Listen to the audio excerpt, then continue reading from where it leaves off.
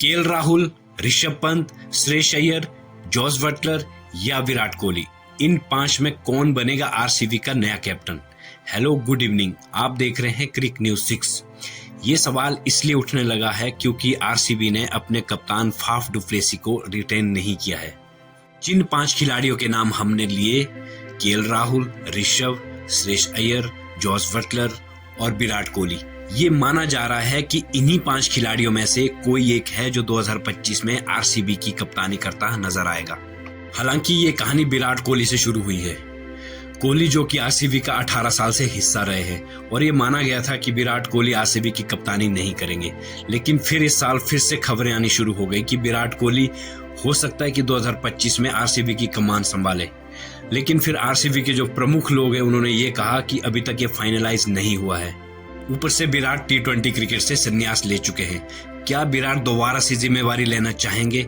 ये देखने वाली बात होगी। अगर लेते हैं तो भी ठीक है, अगर नहीं लेते हैं तो आरसीबी ऑक्शन में इन 4 खिलाड़ियों पर नजर रखेगा। आईपीएल ऑक्शन से पहले सभी 10 टीमों की रिटेंशन लिस्ट सामने आ चुकी है।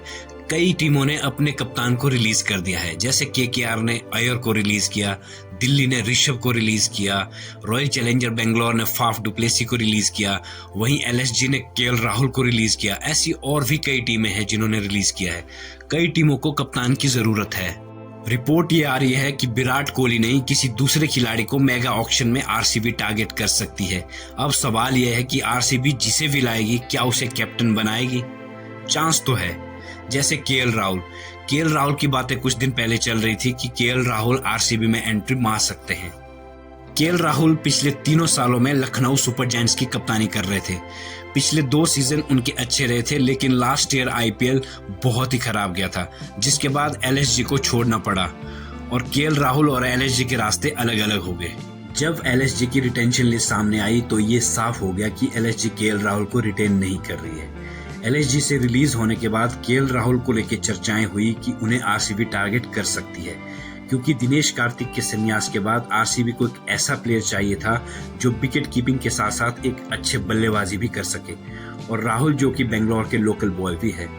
अगर आरसीबी केएल राहुल को ऑक्शन में खरीदती है तो उन्हें कैप्टन बनाने के बारे में भी सोच सकती है। केएल राहुल कप्तानी में ठीक ठाक रहे हैं। 64 मैचों में 31 मैच जीते हैं और 31 हारे हैं। एज ए बैट्समैन उनका एवरेज लगभग 45 के आसपास का रहा है। हाँ, स्ट्राइक रेट को लेके थोड़े बहुत सवाल उठते रहते हैं। ओवरऑल सही पैकेज है।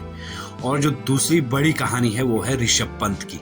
पंत ने 111 मैचों में बैटिंग की है, जिसमें 3284 रन है, 35 का एवरेज है और 148 का स्ट्राइक रेट है। ऋषभ पंत को लेके ये माना जा रहा है कि सारी टीमें ऋषभ पंत पर दाव छोड़ेगी ही छोड़ेगी। सीएसके भी उनके पीछे जा सकती है, आरसीबी भी उनके पीछे जा सकती है, पंजाब भी उनके पीछे जा सकती है, यहाँ तक कि मुंबई भी जा सकती है। ये बात सच है कि मुंबई उनको खरीद नहीं सकती है।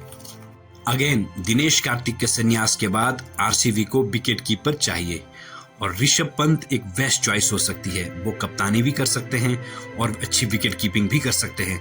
मोस्ट इम्पोर्टेंट, वो मिडल में आके गेम को संभाल भी सकते हैं। इसीलिए मैंने कहा कि सभी टीमें उन पर दाव लगाएगी ही लगाएगी। आप बिल्कुल हैरान मत होइएगा, ये भी हो सकता है कि ऋषभ पंत इस ऑक्शन में सबसे महंगे खिलाड़ी बन के सामने आए। अगेन, एक और नाम, श्रेयस अय्यर। अय्यर बहुत अंडररेटेड रहे हैं, इनको भी आरसीबी ले सकती है। ये खबरें चल रही है कि दिल्ली डीसी इन्हें टारगेट कर रही है। अय्यर लास्ट ईयर केकेआर को जिता कर आए हैं। कैप्टन के लिए इंटरेस्टिंग चॉइस हो सकते हैं। मिडिल ऑर्डर में बैटिंग कर सकते हैं। रजत पाटीदार और अय्यर के रूप में 2 आरसीबी के पास स्ट्रॉन्ग प्लेयर हो जाएंगे। और अय्यर का विनिंग परसेंटेज को अगर देखा जाए तो 70 मैच में 38 मैच जीते हैं। ओवरऑल इंटरेस्टिंग चॉइस है कप्तानी के लिए। उनकी बैटिंग को लेके कुछ एक सवाल होते रहते हैं, उनके स्ट्राइक रेट पे खासकर। उनका स्ट्राइक रेट मात्र 127 का है। एक और इंटरेस्टिंग चॉइस है जॉस बटलर की। जॉस बटलर को आरआर ने रिलीज कर दिया और उनकी रिलीज ने सबको हैरान कर दिया। फाफ डु प्लेसी के जाने के बाद हो सकता है कि विराट के साथ बटलर नजर आए, क्योंकि विराट और बटलर अगर एक ही साथ ओपन करते हैं, आप खुद सोचिए कितना खतरनाक पेयर होगा। बटलर जहां पे 107 मैचेस में 3582 रन, 38 का एवरेज, 147 का स्ट्राइक रेट, और वो मोस्ट इम्पोर्टेंट वो कप्तानी के भी कंटेंडर है। बैटिंग अच्छी करते हैं, फील्डर अच्छे हैं, ओवरऑल एक अच्छा पैकेज है। आखिरी नाम आता है विराट कोहली का। अगर विराट कोहली चाहे तो हो सकता है कि आरसीबी की 2025 में कप्तानी करते नजर आए। अगर विराट कोहली का ओवरऑल देखा जाए तो कैप्टेंसी का रिकॉर्ड उतना खास रहा नहीं है। 143 मैचों में 70 मैच उन्होंने हारे हैं और 63 मैच जीते हैं। अब आप मुझे ये बताइए, इन 5 खिलाड़ियों में वो कौन सा खिलाड़ी होगा जो आरसीबी की कप्तानी इस साल करता नजर आएगा? ये 5 खिलाड़ी या इसके अलावा कोई और भी? अपनी राय कमेंट में जरूर बताएं। अगर आपको वीडियो अच्छी लगी तो वीडियो को लाइक करें, शेयर करें और चैनल को सब्सक्राइब करें। आप मुझे इंस्टाग्राम पे भी फॉलो कर सकते हैं, लिंक डिस्क्रिप्शन में दिया है। जय हिंद, जय भारत।